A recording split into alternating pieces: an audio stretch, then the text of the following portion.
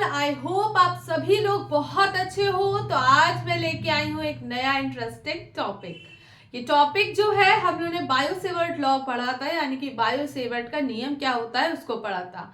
अब यहाँ पर उसी से रिलेटेड हम कुछ थोड़ा सा आगे बढ़ते हैं और एक नया फॉर्मूला डेवलप्ड होगा यहाँ पर। उसके थ्रू यहाँ पर हमें कुछ न्यूमेरिकल्स करेंगे। ठीक है, तो चलिए देखते हैं टाइम को बिना बर्बाद किए हुए कि एक्चुअल में आज का टॉपिक है क्या। आज जो मैं पढ़ाऊंगी, force on a current carrying conductor placed at uniform magnetic field. It means किसी uniform magnetic field, uniform means एक समान मैग्नेटिक फील्ड में जब किसी भी हम इलेक्ट्रिक करंट कैरिंग कंडक्टर को रखते हैं जिसमें विद्युत धारा बह रही हो, देन उस पर एक फोर्स डेवलप होती है। वो फोर्स होती क्या है बच्चे, तो चलिए आज देखते हैं। तो एक समान का मतलब है कि ये मैग्नेटिक फील्ड कुछ ऐसी हो, पैरेलल जा रही हो, डिस्टेंस भी सेम हो, बिल्कुल बराबर हो। मार्कर ही गिर गया, एक मिनट, कहाँ गया मार्कर? आज देखो नया मेहमान लेके आए, नया मार्कर है ये। ठीक है, रेड वाला खो गया था। चलो अब देखते हैं। तो ये एक समान फील्ड है, यानी कि डिस्टेंस भी सेम है और ये क्या है, पैरेलल एक दूसरे के। तो चलिए देखते हैं एक समान फील्ड होती क्या है। एक समान electric field, sorry magnetic field, यानी कि एक समान चुंबकीय क्षेत्र है। ठीक है, ये एक समान चुंबकीय क्षेत्र है। ठीक, इसकी डायरेक्शन भी मैंने बता दी। अब एक्चुअल में क्या है, यहां पर एक इलेक्ट्रिक करंट कैरिंग कंडक्टर रखेंगे। ठीक है, मैंने एक करंट कैरिंग कंडक्टर रखा, प्लेस्ड किया, ऐसे किया। ठीक, अब होगा क्या, या थोड़ा सा और बढ़ा भी दो, कोई दिक्कत नहीं है। ठीक है ना, ऐसा थोड़ी ना कितने में होगा। ठीक, अब होगा क्या, ये जो करंट कैरिंग कंडक्टर है, ठीक है ना, ये जैसे ही मैग्नेटिक फील्ड में आएगा जो कि बी है, अब इसकी कोई एक पर्टिकुलर लेंथ होगी। ठीक है ना, किसी लेंथ में ही लिया होगा। इसके साथ ही साथ इसमें एक करंट फ्लो कर रही होगी। ठीक है, करंट का कौन सी फ्लो कर रही होगी, आई करंट फ्लो कर रही होगी। अब होगा क्या, कैसे होगा, इसको आगे समझाते हैं। एक्चुअल में क्या होता है, हमने अभी तक पढ़ा कि जब भी किसी करंट कैरिंग कंडक्टर में या फिर किसी कंडक्टर में अगर इलेक्ट्रिसिटी बहती है, करंट धारा बह रही होती है, तो वो मैग्नेटिक फील्ड को डेवलप करता है। ठीक, लेकिन अगर हम किसी एक्सटर्नल यानी कि किसी बाह्य मैग्नेटिक फील्ड में, किसी बाह्य चुंबकीय क्षेत्र में वहां पे गए धीरे धीरे, और वहां पर उस इलेक्ट्रिक करंट को लेके गए, करंट कैरिंग कंडक्टर को, उस चालक को लेके गए जिसमें विद्युत धारा बह रही है, मैं लेके गई और वहां पे रखा, तो एक्चुअल में उस कंडक्टर की, उस चालक की, उस विद्युत जिसमें विद्युत धारा बह रही है, उसका एक अपना इलेक्ट्रिसिटी बह रही है, तो एक अपना उसका मैग्नेटिक फील्ड है, और एक बाहरी जो एक्सटर्नल मैग्नेटिक फील्ड है उसकी अपनी एक मैग्नेटिक फील्ड है। तो जब किसी विद्युत चालक को हम उस एक्सटर्नल मैग्नेटिक फील्ड में लेके जाते हैं, सो क्या होता है, कैसे होता है, वो यहीं पे डिस्कस करेंगे। ठीक है, तो अब सुनना क्या है। एक एक्सटर्नल मैग्नेटिक फील्ड है जो कि कैसी है, यूनिफॉर्म, मतलब एक समान है। अब उसमें जैसे ही किसी भी विद्युत चालक को जिसमें कि इलेक्ट्रिक करंट फ्लो कर रही है उसको लेके जाते हैं, तो होता एक्चुअल में ये है कि जो उसकी अपनी मैग्नेटिक फील्ड होती है, और जब वो एक्सटर्नल मैग्नेटिक फील्ड में वो चालक जाता है करंट कैरिंग, तो उस दौरान एक फोर्स डेवलप्ड हो जाती है। ठीक है, सो एक्सटर्नल मैग्नेटिक फील्ड और करंट कैरिंग कंडक्टर की वजह से एक फोर्स डेवलप्ड हो जाती है। ठीक, और ये फोर्स जो है हम फ्लेमिंग के लेफ्ट हैंड रूल से डिफाइन कर सकते हैं। Is this clear? ठीक है, कैसे, तो चलिए देखते हैं। यहां पे अगर बच्चे बहुत ध्यान से देखोगे, लेफ्ट हैंड है, फ्लेमिंग लेफ्ट हैंड रूल याद है ना कि तीनों अपने थंब है, मिडल फिंगर है, और ये क्या है, कौन सी होती है, पहली उंगली जो है, इसमें क्या होगा, अब फोर फिंगर। तो अब इसमें क्या है, यहाँ पर ये तीनों एक दूसरे के परपेंडिकुलर होती है। चलो ठीक है, हमें फोर्स नहीं मालूम है, फोर्स तो डिफाइन ही करते ना फ्लेमिंग से। हमें मैग्नेटिक फील्ड मालूम है किस डायरेक्शन में जा रही है, हमें करंट की डायरेक्शन मालूम है। तो चलिए देखते हैं, मैग्नेटिक फील्ड की डायरेक्शन अगर याद हो तो ये जो फोर फिंगर होती है वो क्या बताती है, मैग्नेटिक फील्ड को, ये करंट और ये फोर्स को बताती है। थंब यहाँ पे फोर्स को बताएगा, अब आप खुद देख रहे हो मैग्नेटिक फील्ड ये, इसका मतलब करंट इस डायरेक्शन में निकल रही होगी और ये जो है अपवर्ड डायरेक्शन में फोर्स जनरेट कर रहा है, तो इसका मतलब यहाँ पे फोर्स जो होगी वो ऊपर की तरफ लगेगी। क्लियर? Is this clear? सबको समझ में आ गया? ठीक। अब चूंकि ये किसी जगह पे रखा है, किसी एंगल पे हमने खड़ा किया है, तो पक्का ना पक्का यहाँ से एक एंगल थीटा भी तो बना रहा होगा भाई। इसके परपेंडिकुलर तो मैं, या इसके बराबर तो मैंने नहीं रखा, इसके समान तो नहीं रखा, हमने किसी एंगल पे रखा है, तो इसका मतलब कोई ना कोई थीटा बन रहा होगा। ठीक है, तो अब चलो यहाँ पे देखते हैं। सो अब क्या होता है, then there is a mutual action. जब हम किसी भी इंटरनल मैग्नेटिक फील्ड जो उस करंट की है उसको किसी भी एक्सटर्नल मैग्नेटिक फील्ड में रख देते हैं, तो उस दौरान एक म्यूचुअल एक्शन होने लगता है, जो कि क्या होता है, यहाँ पर एक्सटर्नल मैग्नेटिक फील्ड और मैग्नेटिक फील्ड जो करंट कैरिंग कंडक्टर है उन दोनों के बीच में। ठीक है, और इसी वजह से क्या है, एक फोर्स लगना स्टार्ट हो जाती है, एक फोर्स जनरेट हो जाती है। ठीक है, अब बात सुनो, इसमें ही क्या है, सो ये फोर्स जो होती है, जो यहाँ पे बनी है, ये किस पे डिपेंड करती है? सुनो, एक्चुअली ये फोर्स जो है इस कंडक्टिंग वायर की लेंथ पे डिपेंड करती है, इसकी करंट पे डिपेंड करती, इवन जो मैग्नेटिक फील्ड है उसकी डायरेक्शन और मैग्नीट्यूड पर भी डिपेंड करती है। सो मेरी बात समझ में आई कि यहाँ पर ये जो फोर्स है, ये जो बल लग रहा है, कार्यरत बल जो बल लग रहा है, पहली चीज तो ये बल क्या है, इंड्यूस, यानी कि जो उस चालक की विद्युत धारा की वजह से जो उसका चुंबकीय बल था और जो बाह्य चुंबकीय बल था, उन दोनों की वजह से एक बल लगता है। ठीक है, जो कि किस पे, इस चालक की लंबाई पे डिपेंड करता है, इसमें बहने वाली धारा पे डिपेंड करता है, इसके चुंबकीय बल के परिमाण और उसकी दिशा पे डिपेंड करता है। ठीक है, तो चलो अब देखते हैं यहाँ पे क्या। लेट अस कंसीडर, आगे इसकी कहानी बताओगे, ये जुबानी थी जिसको तुम्हें लिखना है। अब इसके आगे की कहानी क्या है, जैसे तुम ये लिखोगे, हेयर वी कंसीडर, यहाँ पर हम एक विद्युत चुंबकीय क्षेत्र लेते हैं जो कि बाह्य है, एक्सटर्नल है, जिसको हमने बी से डिनोट किया। ठीक, और यहाँ पर जो चालक है उसकी लंबाई एल ली है, इसमें बहने वाली धारा आई है, ऐसे लिख लेना, इंग्लिश हिंदी मीडियम दोनों के लिए बोल रहे हैं, और इस पे जो एफ बल जो है कार्यरत है। इनमें से चुंबकीय क्षेत्र, बाह्य चुंबकीय क्षेत्र और इस चालक के बीच में एक एंगल बनता है जिसको थीटा बोला गया। तो चलिए अब देखते हैं। So then the force F is depending on, बहुत सारे फैक्टर्स पे डिपेंड करता है। पहला सुनना, क्या होता है, द फोर्स, क्या होगा, the force acting on the conductor is, लिखना, the force acting on a conductor is directly, देखो गिर रहा है, आज क्या हो रहा है यार, आज कुछ ठीक नहीं चल रहा। हाँ सब कुछ गिर रहा है, बताओ, मार्कर गिर गया, अब लैंप मेरा गिर गया, बताओ, इसको आज तक बचाते रहे, आज गिर गया। चलो देखते हैं क्या है, सही में कुछ ठीक नहीं चल रहा, सब कुछ ठीक चल रहा है। रोज अगर सोचोगे कि अच्छा चल रहा है तो सब अच्छा चलेगा। ठीक है, और ये चीज याद रखना, रोज सुबह उठो और हर दिन सोचो कि एक नई सुबह है। ठीक है, हर दिन उठो, सोचो आज नया दिन है, बिल्कुल आज सब कुछ फ्री, आज सब कुछ नया स्टार्ट करना है। ठीक है, अगर ये सोच के चलोगे यार आज का दिन खराब ही होगा, तो ऐसा नहीं है, दिमाग में जैसा सोचोगे वैसा ही होता है। तो ठीक है, अच्छे से सोचो, कुछ नहीं बुरा होगा।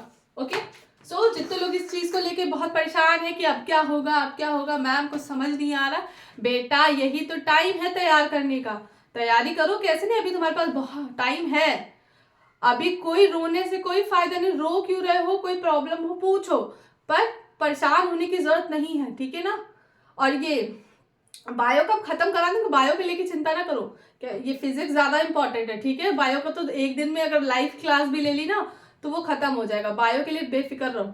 अभी हमें फोकस किस पे करना है, इस पे करना है। ठीक है ना, फिजिक्स और फिर केमिस्ट्री में जो चैप्टर है पीरियोडिक टेबल। ठीक है ना, बायो के लिए बेफिक्र रहो। अब आगे, सो यहाँ पर क्या है, जो एफ है, जो कार्यरत बल है, वो डिपेंड करता है। सो पहला,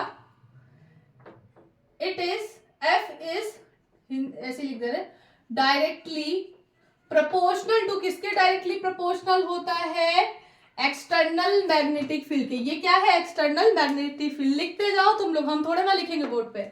दूसरा, इसके बाद एफ जो है मतलब कि force produce due to the electric circuit में, वो सॉरी सर्किट कह रहे हैं, कंडक्टर में जो प्रोड्यूस हो रहा है। अब ये क्या होगा, F is directly proportional to the current flow in a conductor. ठीक है ना, करंट जो फ्लो हो रही है उस आई के डिपेंडेंट होता है। प्रोपोर्शनल होता है डायरेक्टली, ठीक है।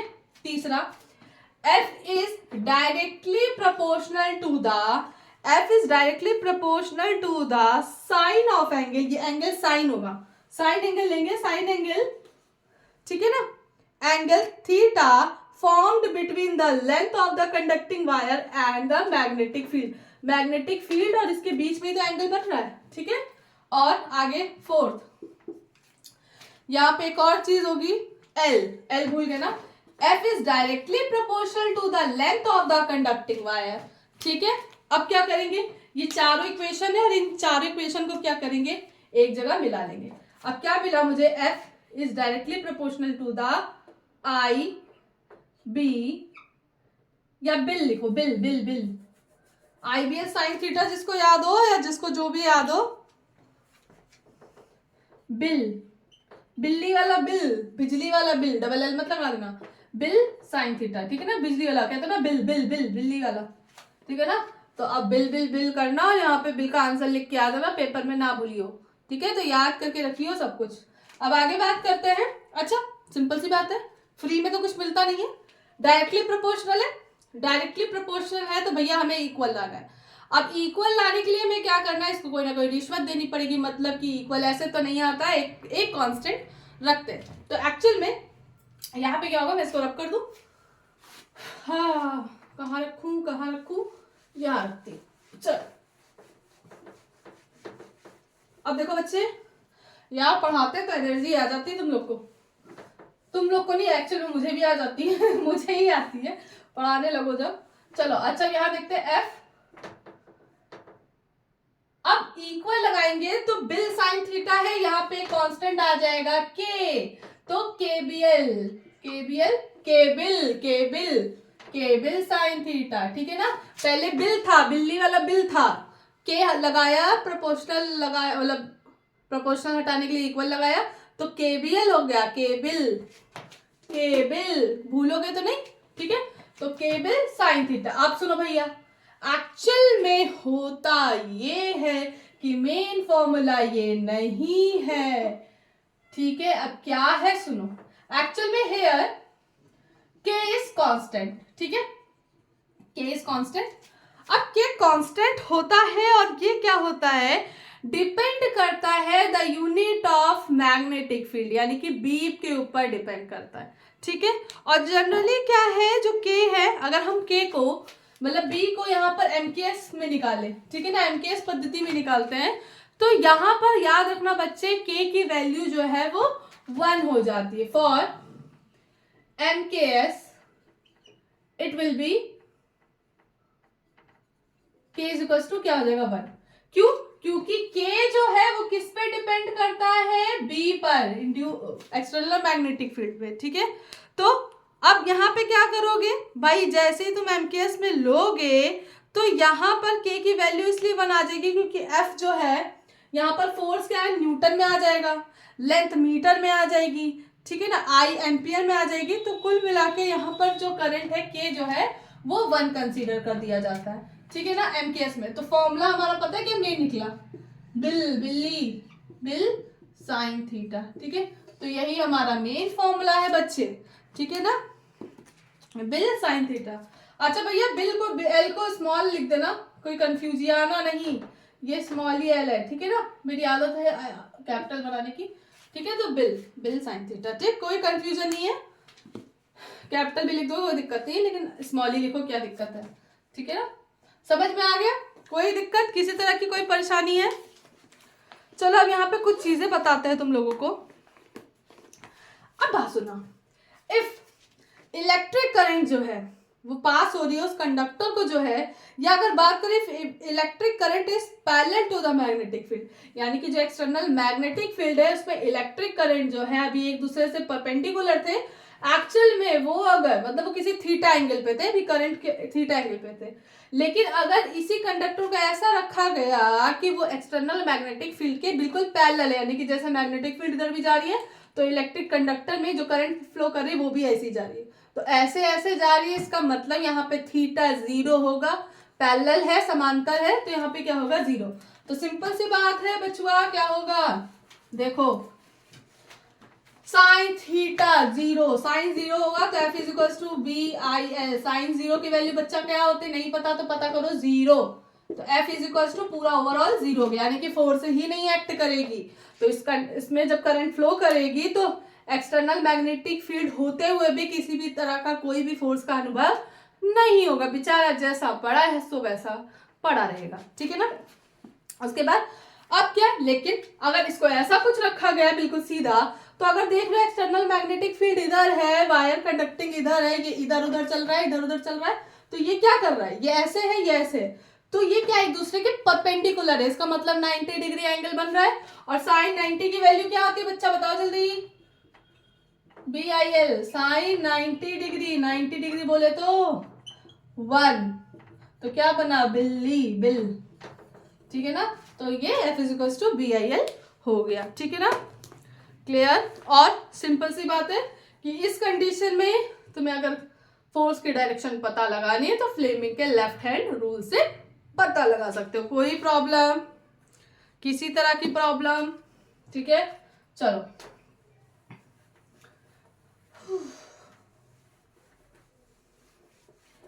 ठीक है, तो इल्ली और बिल्ली पढ़ लेना, बहुत जरूरी है तुम्हारे लिए, ठीक है। बोर्ड तभी निकलेगा जब इल्ली और बिल्ली पढ़ लोगे। Okay, so unit of magnetic field. अब यहाँ पे जो बी बोल रहे थे, बिल बिल बिल, बी में जो मतलब बिल में जो बी था, एक्चुअल में वो मैग्नेटिक फील्ड है।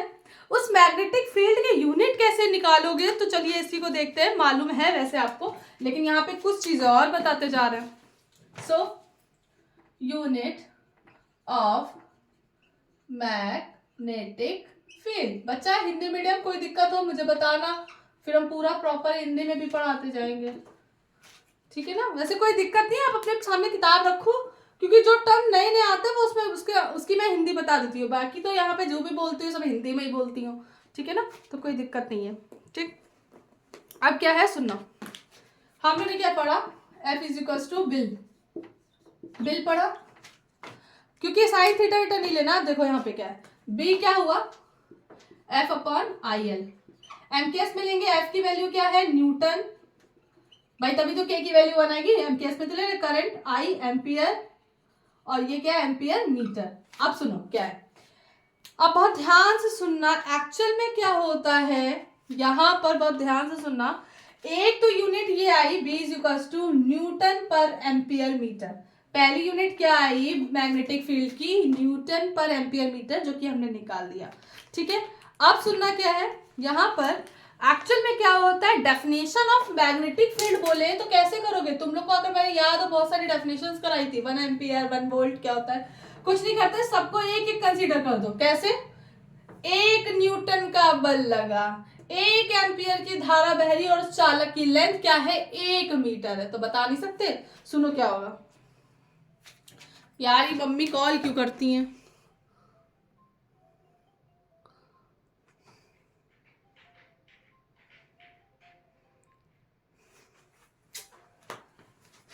अब जैसी वीडियो कटेगी वो कॉल कटेगी, बेकार हो जाएगा सब। सो अब क्या है, कहां पहुंचे थे, तो अब कैसे किसी भी मैग्नेटिक फील्ड की डेफिनेशन निकालोगे, बोलोगे किसी 1 मीटर लेंथ के वायर में जब 1 एम्पियर की धारा बहती है और उस पर 1 न्यूटन का बल लगता है, तो वहां पर जो मैग्नेटिक फील्ड डेवलप्ड होती है, या जो भी फील्ड डेवलप्ड होती है, उसी को ही मैग्नेटिक फील्ड बोलते हैं। जैसे इफ अ मैग्नेटिक फील्ड, ऐसे बोल सकते हैं, if a magnetic field on passing a current of 1 ampere in a 1 meter long current carrying conductor is placed perpendicular the field and force is 1 Newton is applied, then the value of magnetic field B will be equal to 1 Newton पर 1 ampere 1 metre, ठीक है। तो यही है तुम्हारा definition, ठीक है, या 1 न्यूटन पर एम्पियर मीटर, ठीक है, पूरा 1 होगा। तो इसी तरह से देखना। अब इसके अदर यूनिट याद रखना, मैग्नेटिक फील्ड की टेस्ला भी होती है, ठीक है, टेस्ला बहुत लड़कों को मालूम होगा टेस्ला क्या होता है, कंपनी है ना। इसके अलावा याद रखना, टेस्ला के अलावा वेबर भी बोलते हैं, ये बहुत इंपॉर्टेंट है भाई, एमसीक्यू के लिए याद रखना, इन चारों में से कोई भी पूछ सकते हैं। और इसके अलावा एक और होता है गॉस, 4 यूनिट है भैया, तो याद कर लेना, ठीक है। अब सुनो क्या है, अभी तुम्हें मालूम चला कि एक न्यूटन पर एम्पियर मीटर जो है वो क्या है, वो बराबर होता है मैग्नेटिक फील्ड के। अब यहाँ पे क्या है, ये बराबर किसके है, 1 वेबर पर मीटर स्क्वायर, ठीक। और इसी में क्या है, ये बराबर किसके है, 1 टेस्ला के, 1 टेस्ला के। लेकिन इसको जब गॉस में करना होता है तो हमें मल्टीप्लाई करना पड़ेगा 10⁴ गॉस से, ठीक है। क्लियर, समझ में आ गया, समझ में आ गया, ठीक है। यानी कि अगर हमें एक गॉस की वैल्यू निकालनी है तो हमें 10⁴ से डिवाइड करना पड़ेगा, यानी कि 10⁻⁻4 जगह पावर ऊपर आ जाएगी, तब हम इसको कन्वर्ट कर सकते हैं 1 न्यूटन एम्पियर मीटर में। यानी कि हमें किसी मैग्नेटिक फील्ड की वैल्यू अगर गॉस में दी है तो हमें 10⁻⁻4 से मल्टीप्लाई करना पड़ेगा, या सीधे बोलो 10⁻4 से डिवाइड कर देंगे, तो हमें तब वैल्यू जाके न्यूटन एम्पियर मीटर में मिलेगी। क्लियर, समझ में आ गया। चलो एक न्यूमेरिकल करते हैं, चीजों को और समझते हैं। बहुत प्यारा चैप्टर है ये, याद रखना, जिसको अच्छे से तैयार हो गया उसकी कमांड हो जाएगी इसमें, और काफी अच्छा है, कुछ टफ नहीं है, बस तुम दिमाग लगाओ, दिमाग का मतलब है रेगुलर पढ़ते रहो, बस हो जाएगा, डिफिकल्ट नहीं है। लाइट में भले थोड़ा बहुत कंफ्यूजन हो सकता है, बट इसके न्यूमेरिकल इतने इजी होते हैं ना, डिफिकल्ट लगते हैं खाली, होते नहीं है। और इलेक्ट्रिक करंट चैप्टर के तो बहुत ही प्यारे हैं, जिसको सर्किट वर्किट आ गया करना सॉल्व, उसके लिए बहुत आसान है। और वो तब आएगा जब प्रैक्टिस करोगे, 1-2 बार करने से सर्किट वर्किट तो गलत होता ही रहता है। Practice makes a man perfect. If you want to improve yourself then you have to practice, ठीक है। तो प्रैक्टिस करते रहो तभी बेटर होगे।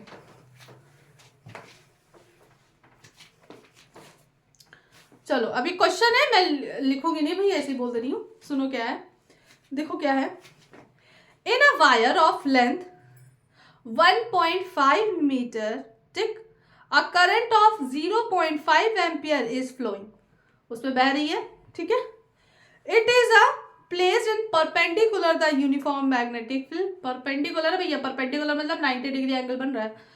अब मैग्नेटिक फील्ड कितनी है, 3 newton per ampere meter, calculate the force acting on the wire. भाई सब कुछ दे दिया इन्होंने, क्या क्या दिया क्वेश्चन में, लेंथ कितनी दी है बच्चे, 1.5 मीटर, फिर क्या पूछा, और क्या पूछा, करंट कितनी बह रही है, 0.5 एम्पियर, ठीक। बी कितना दिया है, हाँ 3 न्यूटन एम्पियर मीटर, और थीटा तुम्हारा 90 डिग्री। तो चलो करते हैं, क्या होगा, F = BIL sin थीटा। करो फिर सॉल्व करो इसको, रुको दूसरा मार्कर ले लें, थोड़ा बढ़िया नहीं चल रहा। F = आज मार्कर लिए तो थोड़ा जलवा तो दिखाना बनता है ना। चलो B कितना है, 3, I 0.5, L कितना है 1.5 इंटू साइन 90 डिग्री। 90 डिग्री मतलब दिखा देना भैया एग्जामिनर को, उसको ना पता हो तो 1 होगा, ठीक। उसके बाद अब 3 इंटू कितना हो जाएगा भैया, इसको करो जरा, करो करो करो करो, 0.5 इंटू 1.5, इसको करो 15, 1.5 इंटू 1.5 करो, कितना आएगा 1.5 1.5 मतलब क्या होगा, 225 होता है ना, 2.25, 2 के बाद लगाया ना पॉइंट, तो 1 2 3 क्या हो जाएगा, ये न्यूटन। कर लोगे, कर लोगे। देखो दूसरा क्वेश्चन मैं फिर बता दी, बोर्ड में बहुत पूछा गया है, क्या है सुनना। In a long 1 metre wire conductor current 2 ampere is flowing, 2 ampere की धारा बह रही है।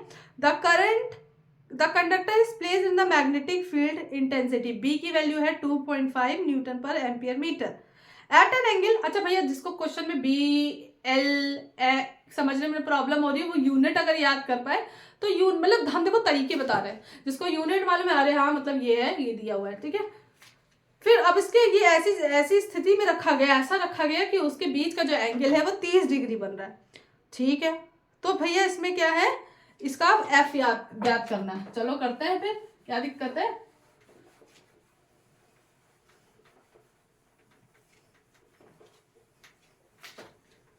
आज इतना पिज्जा खिला दिया गया कि हम पिज्जा हो गए एकदम।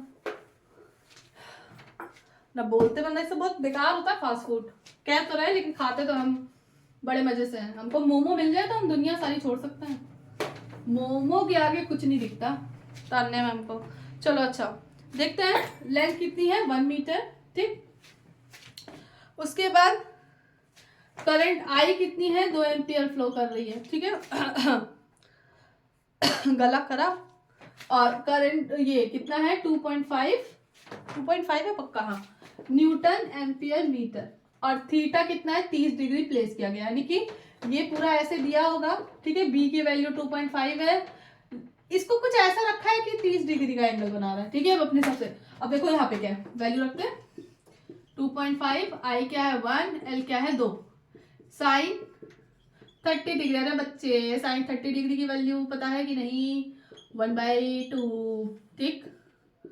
तो क्या होगा, इसको सॉल्व करो, 2.5 इंटू 2, 1 को गायब कर दो, 1/2, 2 से 2 कटा, आंसर क्या आया 2.5 न्यूटन, जो था वही मिल जाएगा, ठीक है। तो करना, इसका मतलब यहाँ पे जो फोर्स लग रही होगी एक्चुअल में जो मैग्नेटिक फील्ड है उसके ही बराबर है, ठीक है ना। अब वो मतलब ऐसा हो गया। अब क्वेश्चन और तरह से दे सकता है, तो मैं एंगल 45 दे सकता है, तो मैं एंगल 60 दे सकता है, तो भैया सबकी वैल्यू याद करनी पड़ेगी, ऐसे तो काम नहीं बनने वाला, ठीक है। तो क्या होती है सुनना, साइन 0 0 रब कर दे, साइन 30 1/2, ठीक। कॉस इसका जस्ट ऑपोजिट होता है, ठीक। साइन 45 1/√2, साइन 60 √3/2, साइन 91, ठीक। तो इसी तरह से अपना देख लेना और करते जाना, ठीक।